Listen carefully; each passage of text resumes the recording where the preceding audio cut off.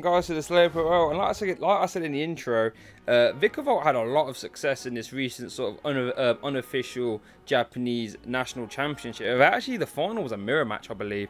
So Vikavolt is, it's proven that it's a top archetype. Now, granted, coming into post-rotation format, you lose stuff like Thunder Mountain and Electro Power, which are really big, for the deck, not gonna lie. But I do think the overall strength of the archetype you can sort of muscle through that, and because Item Lock is just insane. Like, if you guys were playing when Seismitoad was a thing, it's super strong. Now, granted, this isn't as good as Toad. It's not as, it hasn't got as many tips and tricks, but Item Lock, turn 1, going second is always the great equalizer. Like, it doesn't matter what deck you're playing against. You could be playing against like the Auto Loss, and if you just lock them up with a Marnie plus Item Lock, it's game over. So let's have a look. So we're starting off our list with 4 Vikavolt Vs, obviously. 2 attacks, 280 HP basic. First attack for 1 lightning, 1 curless is paralyzing bolt, does 50 damage. Your opponent can't play any item cards from their hand during his or her turn. And that right there is the build around. That's insane. It's hard to explain. If you haven't played against stuff like this, you don't realize how strong it is. But yeah, trust me, that's our build on. We're going to try and announce Paralyze and Bolt as early as we can for as long as we can until we've taken all our prize cards, really. And you might think 50 damage ain't the greatest, but when your opponent can't play Quick Ball to find their tackles, or they can't play Quick Ball to get the Dene out, their setup is going to be so disrupt. We're going to disrupt their setup so much to the point where 50 will add up and we can just wipe their board, really. Play 1 Koko V, basic Pokemon, 200 HP. The main reason we play it is just because it's a good attacker in its own right. 3 for 200 is rather cool. Spike Draw, if we manage to miss our Paralyze and Bolt, Spike Draw is cool. But we actually play it just because it's a free retreater. So if we lead this, it's not too hard to just, Koko V, Koko Prism to the bench, Vikavolt, and just retreat into it. And for that reason, I actually wouldn't mind squeezing a couple more in. But I think for now, 1 count is perfectly fine.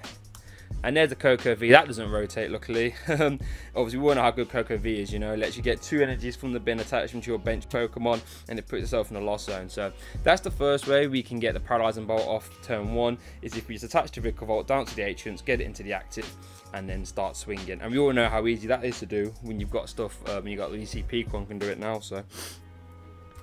2 Dene, just because we do play Electromagnetic Radar, and the Dene is just really cool because it's just going to help us draw through. Not only does it let us draw through really easily, but it also will get our energies in the bin. That's going to combo with our Turbo Patch, and it's going to combo with Koko Prism as well. So Dene is awesome. But we might need a little bit of extra dig, so I think the Crobat V is really cool because our win rate is just skyrocket. See if we can get it going first, that Paralyzing Bolt. So the Night Asset's going to add as a little bit of extra dig. Once during your turn, you can draw up to 6 cards in your hand. It's got a 1 retreat cost, so it's not too bad. So yeah, that's all our Pokemon though. Like I said, we're really building around that Vikavolt V. We then got 4 Marnie. Now this is where the deck can get nuts. If you can like Marnie into Paralyzing Bolt, turn 1 going second, it's just asking so much of your opponent. You're giving them a 5 card hand, 4 card hand, and just saying, right, number 1, have you even got energy in your hand? Number 2, have you got a way to draw cards without your Quick Balls or items?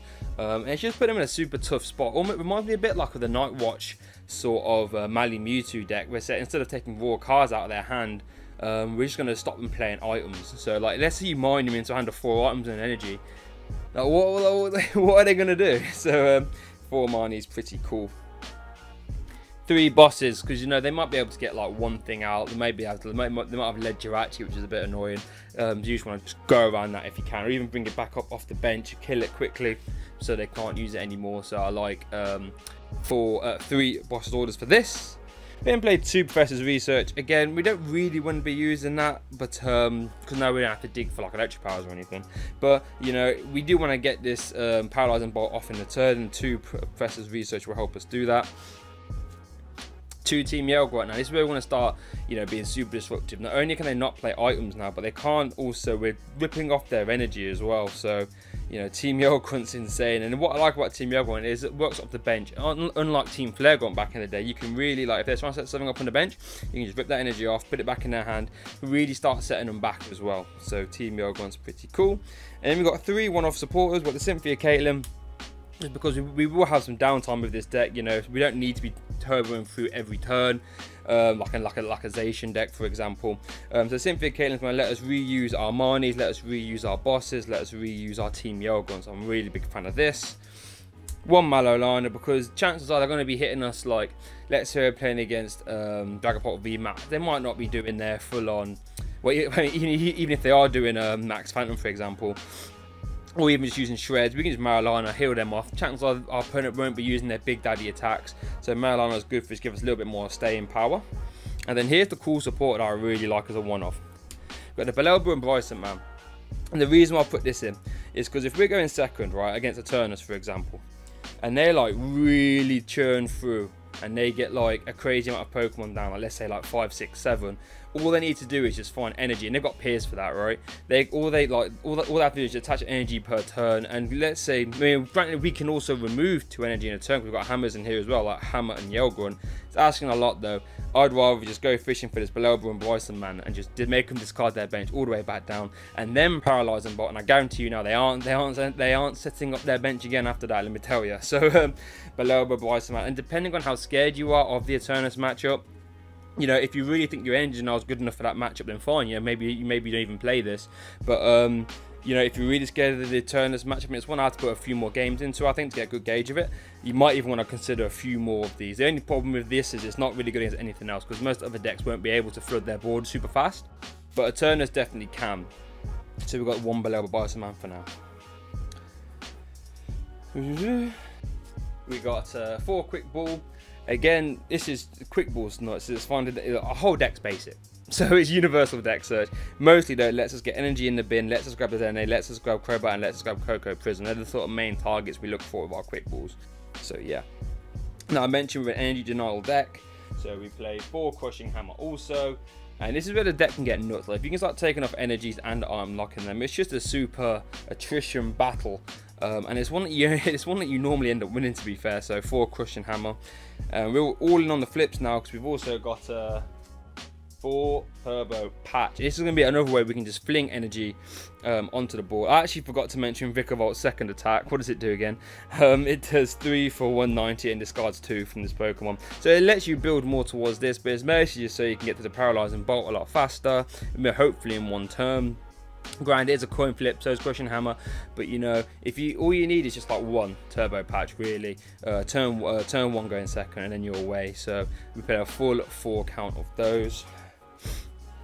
We play 4 Switch. Again, this is just so if we end up going down the Koko Prism route, because obviously you can go for Koko Prism and Turbo Patch. You know, you can sort of build your game plan around both.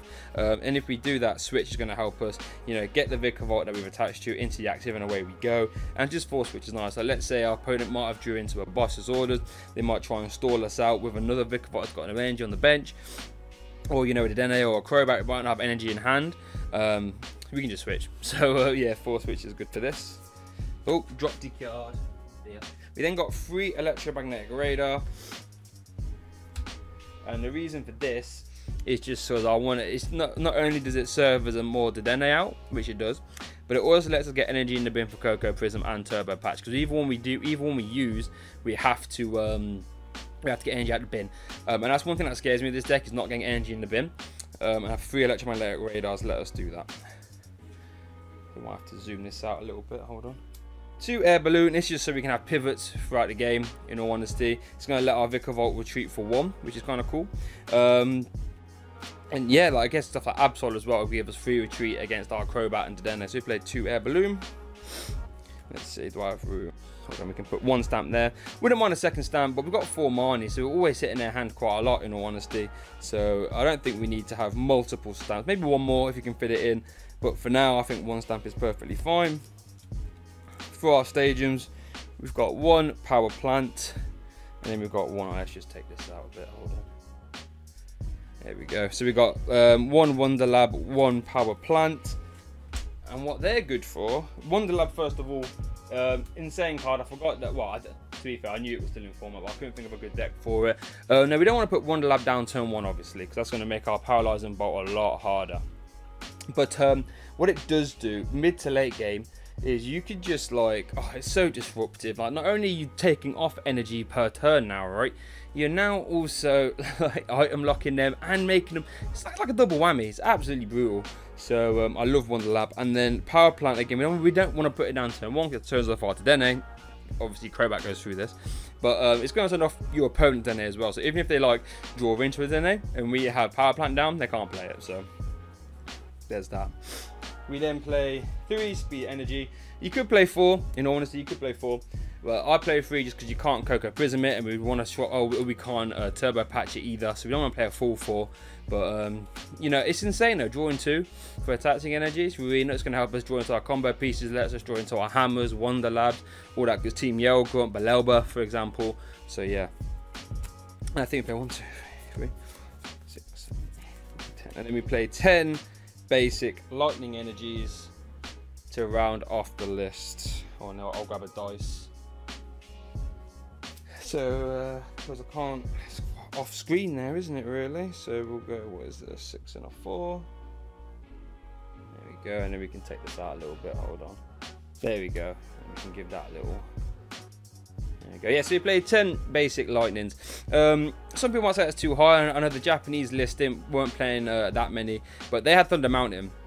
So you might think, yeah, that is way too much energy. You only attack for 2.